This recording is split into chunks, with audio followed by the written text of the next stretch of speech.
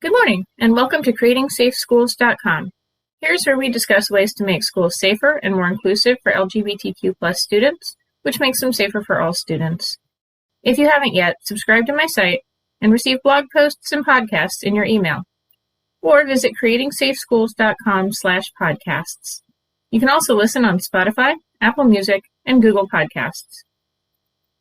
Part of making schools safer and more inclusive is making society safer and more inclusive. Yesterday, March 31st, 2022, was the National Day of Transgender Visibility.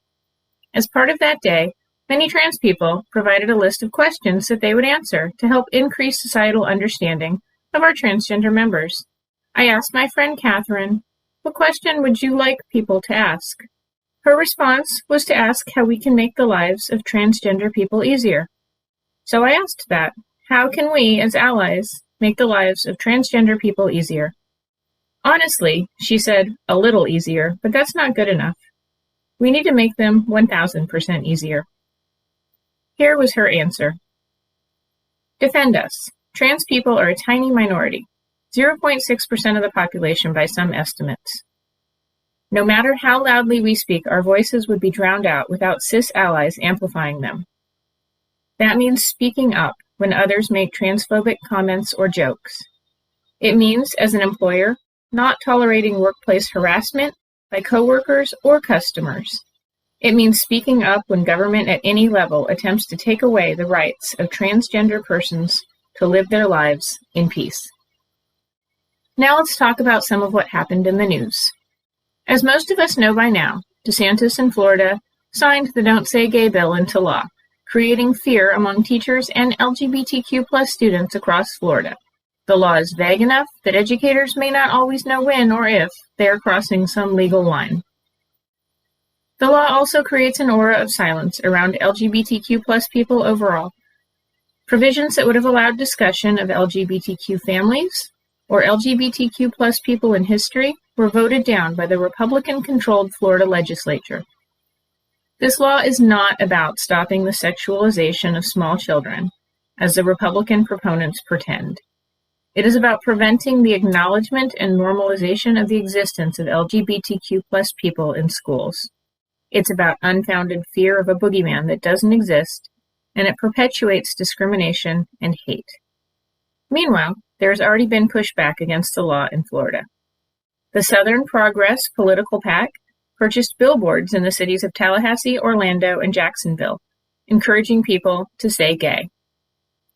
The Walt Disney Company, after initially appearing weak in its opposition to the bill, though claiming it was working behind the scenes to get it defeated, has, after much pushback from the public and Disney employees, declared that our goal as a company is for this law to be repealed by the legislature or struck down in the courts, and we remain committed to supporting the national and state organizations working to achieve that.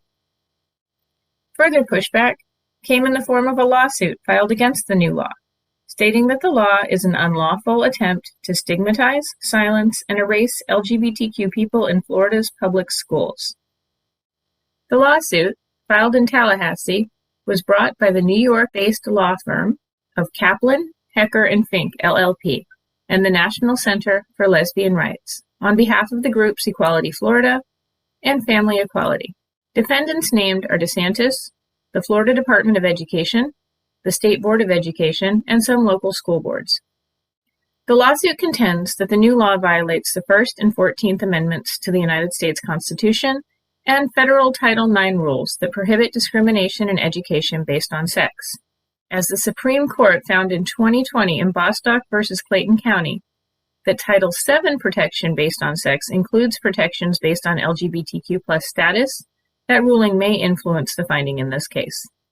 In other news, President Biden presented new policies on the Transgender Day of Visibility. He released a message saying to everyone celebrating Transgender Day of Visibility, "I want you to know your president sees you. Our entire administration sees you for who you are, made in the image of God, deserving of dignity, respect, and support. But we know it's hard when there are those out there who don't see you and don't respect you."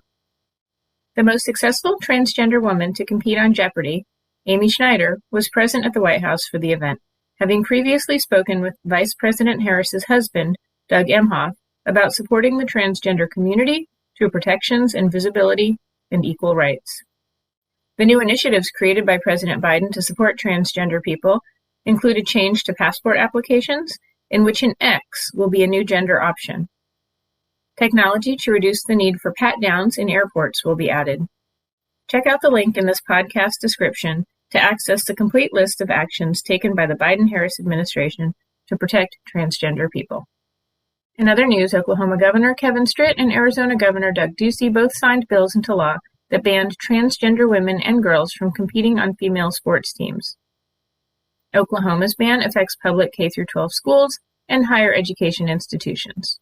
Arizona's ban affects public schools and private schools whose teams compete against public schools.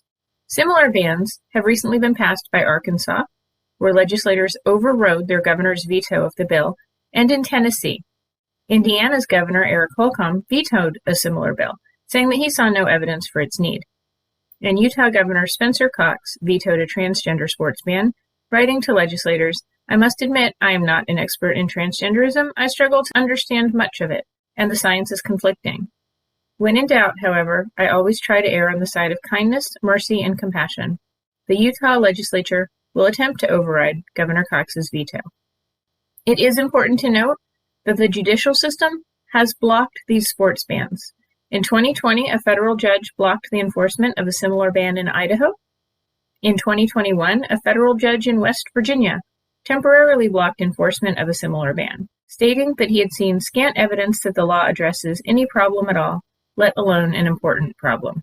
In a day and age when transgender athletes are being targeted, transgender children are told that schools can deny their existence, and families of transgender children can be reported for child abuse if they support their transgender children, a policy instituted in Texas by Governor Greg Abbott, we need to do better as a society. I will note, however, that the Texas policy, in which families of transgender children can be reported for child abuse, has been temporarily blocked by federal judge Amy Meacham, who stated that the policy was likely unconstitutional. The ban is in place until a court date set for July. As my friend Catherine said, we need to be vocal allies and fight transgender and LGBTQ+ discrimination wherever we encounter it, in the home, school, workplace, community, or government. I will end with a quote from the White House fact sheet on advancing equality and visibility for transgender Americans. See the link in the description to this podcast. Every American deserves the freedom to be themselves, but far too many transgender Americans still face systemic barriers, discrimination, and acts of violence. Today, the administration once again condemns the proliferation of dangerous anti-transgender legislative attacks that have been introduced and passed in state legislatures across the country. The evidence is clear that these types of bills stigmatize and worsen the well-being and mental health of transgender kids, and they put loving and supportive families across the country at risk of discrimination and harassment. As the president has said, these bills are government overreach at its worst. They are un-American, and they must stop. Thank you for joining me. This is Creating Safe Schools, and I'm your host, Laura Klopp. The Trans Day of Visibility is one day a year, but our role as allies to support and protect our LGBTQ+ peers is every day. Stay safe and be a vocal ally every chance you get. Have a great day.